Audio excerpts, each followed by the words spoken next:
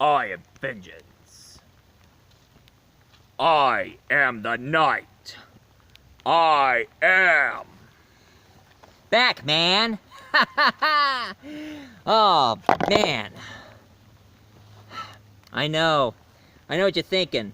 Some of you are saying, what took you so long? But, let's just say I had a bit of a side note. It was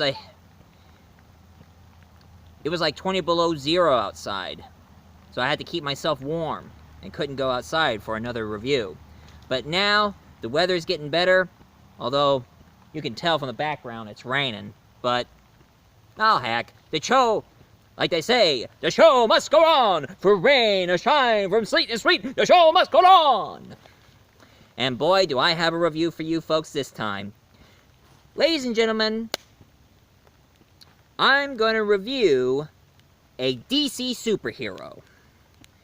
And the review I'm going to do, believe it or not many people know that she is actually, well, I wouldn't say based, but she came from a romance novel. And the superhero I'm going to review for you today is none other than Rima, the first Jungle Girl.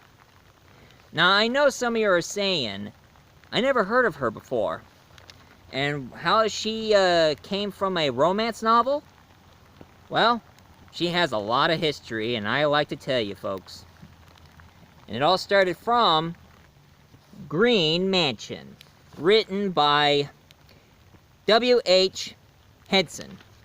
Now, what the story is about, believe it or not, folks, the book was written back in 1904. And it tells a story about a guy who goes by the name of Abel Gervais de Arganzola. That's his name. And he's from Venezuela. And how the story goes, Abel, he came from Venezuela. I mean, he's from Venezuela. He was exiled out of his country because he had to flee. So he traveled to a jungle in South America. And he was trying to make a peace treaty with a bunch of natives. And the peace treaty with the natives went pretty smoothly.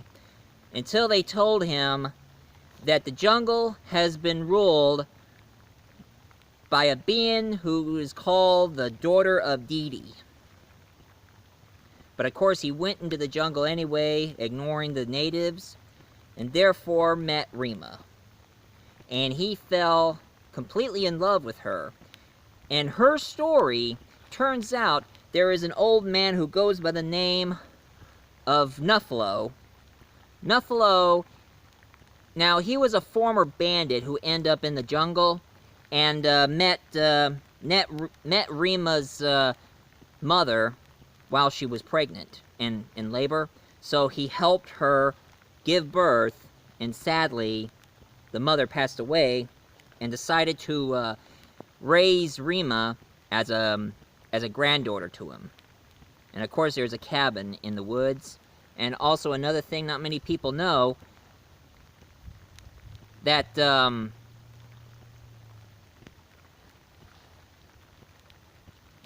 native people don't like Rima or Nephilo. And Nephilo tried to kill Rima's grandfather, and also burned her cabin, and about ready to kill Rima. But Abel decided to fight back and fight against those natives and save Rima. And that's pretty much her story. And Rima's ability, she's a jungle girl, so some of you might think of her as Jane. And I know some of you might probably be saying Shiva, or Sheena, the jungle girl. But Sheena, owned by Marvel. I wonder why not many people never thought about doing a Disney movie of her. Oh well. Anyway. And throughout the story, she helped save Rima and battled against the native, especially the evil one. and the story got so popular that they decided to make... Now, this here was the first Green Mansion's comic book, but it wasn't from DC. This one was written back in 1951, and this here is the classic illustrated Green Mansion. Now, classic illustrated, they're like they're the public domain comic books who makes comic books based on literatures. And there are like tons of them out there. Some of them pretty interesting. But not many people know there's a movie based from it. Now, this movie was made back in 1959, and this here was the very first Green Mansion movie made back in 1959. And now, it's declared as the very first female superhero movie. And believe it or not, the actors in this movie, Rima is played by Audrey Hepburn, and Abel is played by Anthony Perkins. Who'd have thunk it? The actress who did Breakfast at Tiffany and My Fair Lady now plays a jungle girl, and she gets romanced by a guy who plays Norman Bates.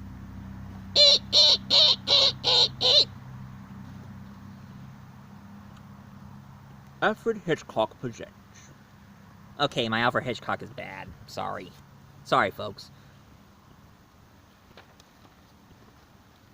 But the movie pretty much got DC's attention, so therefore DC decided to make a deal with the owners who owns the franchise of the Green Mansion, and therefore they decided to make... So anyway, when DC decided to make a huge deal with the owner of the Green Mansion franchise, back in 1974, and over 7 issues they made, that's right, this was a genuine first DC adaptation, except they don't call it Green Mansion, they call it Rima, the Jungle Girl. There's Rima, and there's,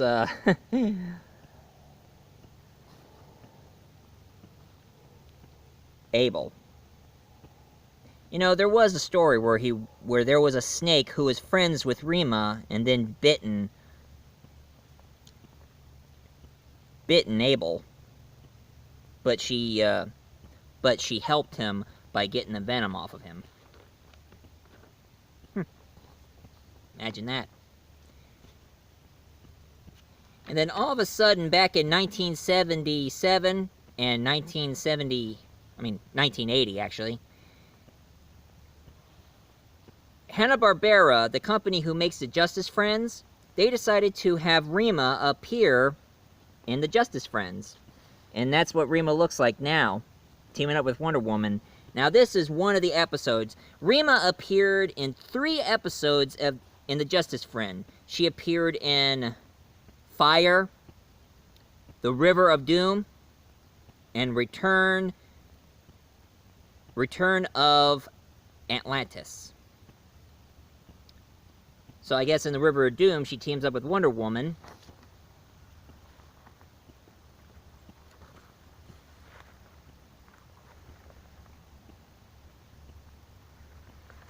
While Fire, she teams up with Batman. I'm always the knight. Except when I'm with a jungle girl.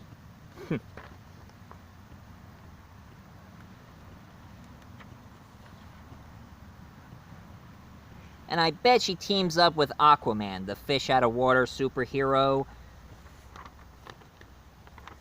on the Return of Atlantis. And then after that, not many people didn't use Rima much lately. Until when the until currently, they decided to bring her back in this issue comic book where she been revamped and remade in this comic book, First Wave. And of course, for those of you who want, I mean, all of you know Batman there, but if you wonder who's that guy, that's Doc Savage, and that's the Spirit. Now, I will review Spirit soon, and for Doc Savage, all in good times. All in good times, folks. But it was First Wave where they finally made her look like this. Except wearing a sky blue bikini and have long white hair and made her skin exotic. Now they made her with a different look. They made her hair white and her skin looks exotic, but now she's covered in beads and of course a CD around her neck. I don't know why she has a CD there. And she also has one of those toka things around her waist, but you can tell she's topless, but the beads are covering her top, and she has a lot of earrings, and of course, for those who cannot see, she has a stud attached to her nose, attached from her nose to her ear, so she has like a nose pierce attached earring. And that is Rima for you. And you know, one thing it did occur to me.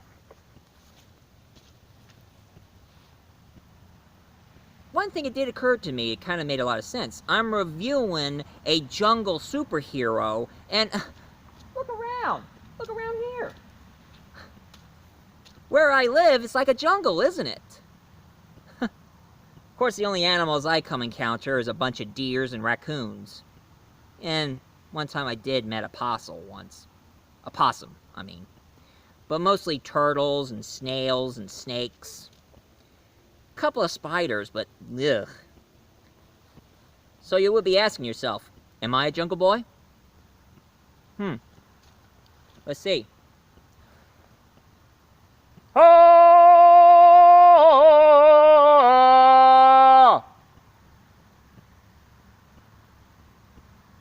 No animal calling.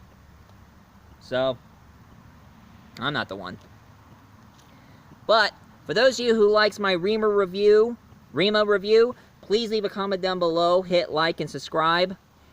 And you know, I haven't done a crossover theory in a while, but this time I'm not doing a crossover theory, but I'm going to review something involve crossover.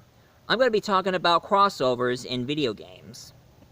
And it's mostly going to involve Street Fighter and Mortal Kombat. So stay tuned, folks. So, see you soon.